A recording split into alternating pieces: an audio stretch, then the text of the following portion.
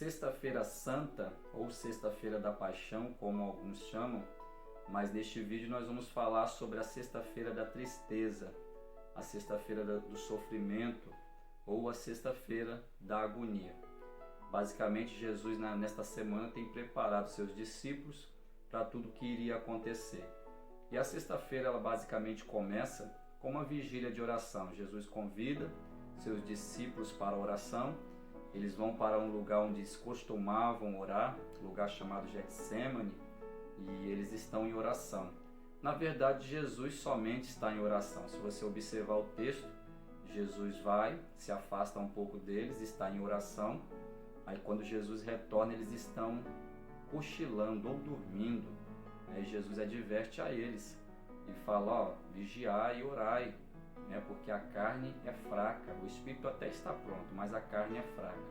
Jesus volta para orar novamente e quando retorna perto dos discípulos, eles estão dormindo de novo. Jesus faz isso mais ou menos umas 3 vezes. E o que me chama a atenção nessa primeira parte?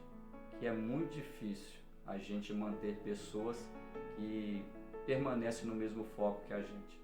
Jesus nessa madrugada tem uma madrugada agoniante, uma madrugada triste, porque ele começa a ver tudo que iria acontecer.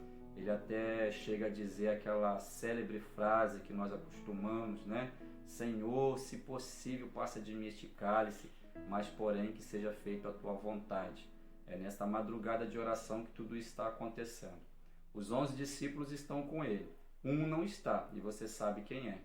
Judas Iscariotes, até porque na parte da Santa Ceia ele saiu e foi conversar com os principais da cidade a respeito de Jesus.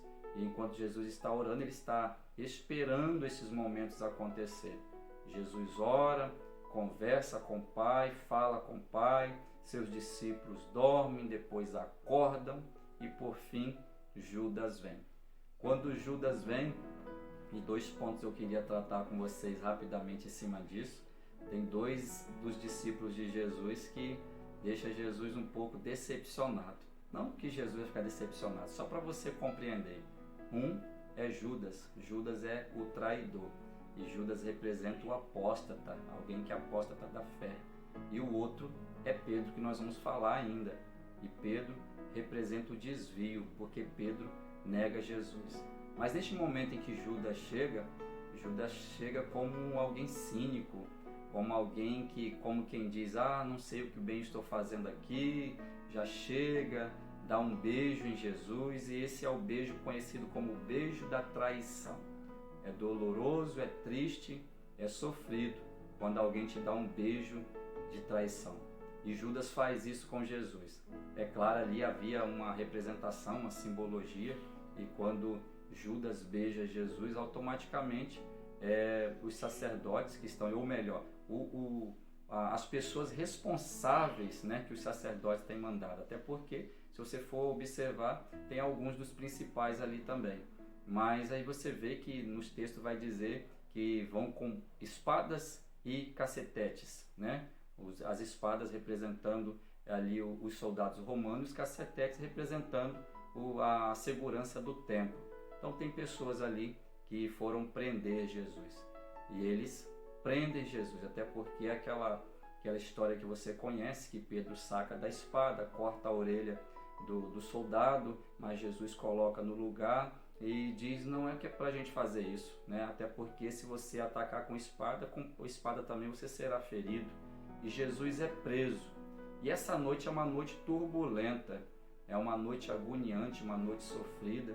E Jesus é levado primeiro à casa de Anás, que é um dos sumos sacerdotes. Se a gente compreender, você vai ver que tem 2 sumos sacerdotes, Anás e Caifás. Primeiro ele é levado à casa de Anás, e eles interrogam, perguntam, tentam pegar ele de alguma forma, mas não conseguem, até porque eu sei que havia um propósito ali, mas Jesus está completamente inocente de tudo aquilo que eles estão acusando ele.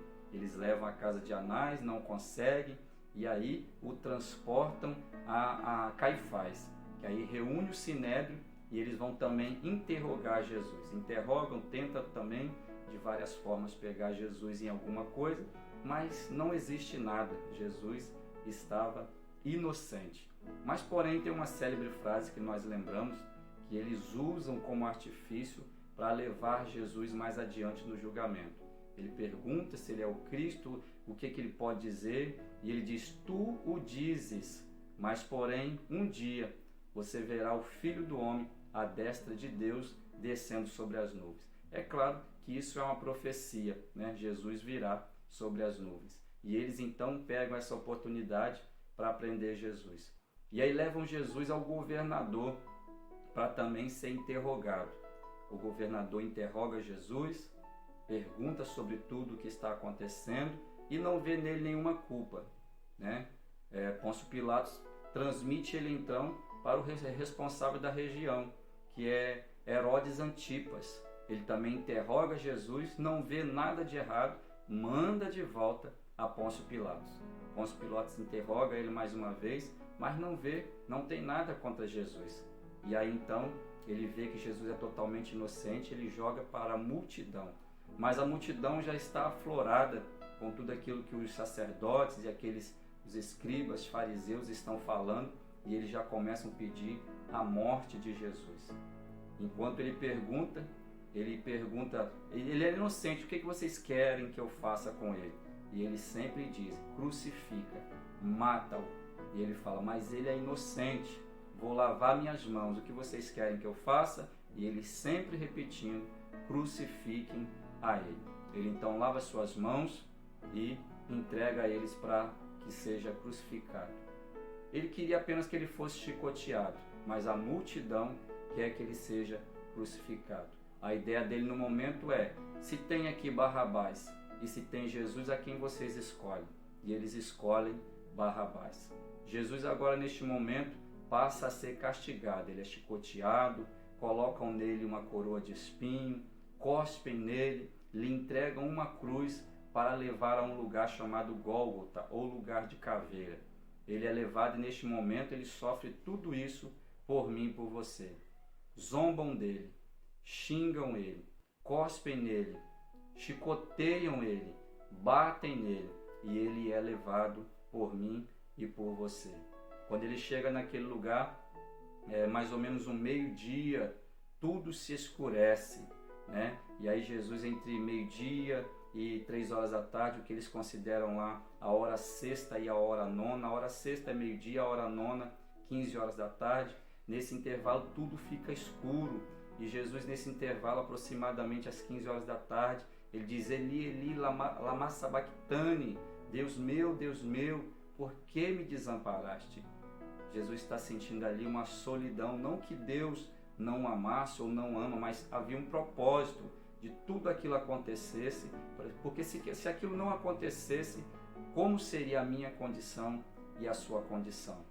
E aí Jesus, próximo das 15 horas da tarde, tudo treme, há um terremoto, as pedras fendem, vocês vão acompanhar nos textos, alguns mortos santos ressuscitam, muita coisa acontece, e próximo das 15 horas da tarde, Jesus morre. Jesus morre e José de Arimateia pede o seu corpo para que seja sepultado em uma caverna, ou melhor, em um túmulo novo. Ele leva, né, o costume nosso é diferente, né? A gente faz uma cova, mas lá eles tinham o costume de fazer uma caverna em uma pedra, e ele tem ali um túmulo novo e coloca Jesus. No final desse vídeo, Jesus está morto, mas porém essa é a primeira parte desse vídeo que nós vamos fazer em 3 partes. Nessa primeira parte, que é o do sofrimento, da agonia e da tristeza, termina com Jesus morto. Mas porém a história não termina assim. E nós teremos um segundo vídeo falando sobre o sábado e depois mais um vídeo falando sobre o domingo. Que Deus abençoe sua vida. Se você puder, se inscreva no canal, nos acompanhe, dê aí um joinha, faça um comentário. Se quiser também faça um comentário sobre tudo isso que estamos falando aqui. Dê mais alguma sugestão, fale mais alguma coisa. Talvez eu tenha esquecido de falar um ponto que você goste de falar. Coloque aí no comentário e vamos interagir. Mas não podemos esquecer dessa data tão especial. Que Deus abençoe a sua vida, em nome de Jesus, e eu te espero no próximo vídeo falando sobre o sábado. Um abraço e que Deus abençoe.